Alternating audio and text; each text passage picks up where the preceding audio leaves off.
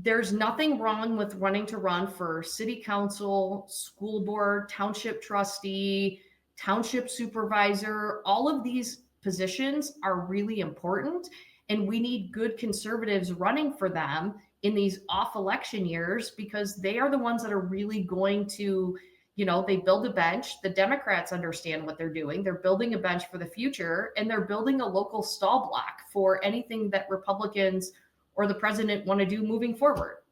And you're exactly right, and that's what I'm trying to do over the last couple months is when we have all these people trying to run for all levels of office and rumors of people running here and there and making statements on, well, I'm going to run for either Senate or governor. And so we have to be more strategic in our approach and to have candidates, just like you said, Megan, if you have the skill set and you can dominate like being a commissioner, go do that and then build up from there. Or if you like, what, I'm going to swing for the fences here. I'm going to run for state rep if I've never been in office because I have a little bit of a following.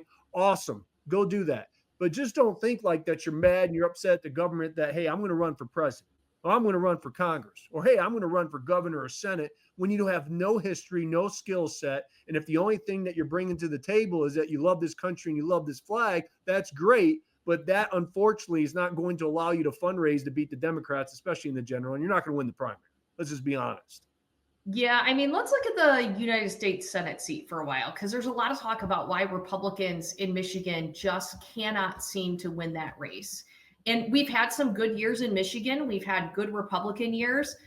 A big problem is we haven't had an open U.S. Senate seat in Michigan when we've had good wave Republican elections. That's worked against us. The second thing that's worked against us is the fact that the Democrats have been able to find a way to avoid primaries. Like it or not, they have found a way to sit down and in the sandbox, figure out who's going to run for the seat so they can avoid a very expensive and nasty primary.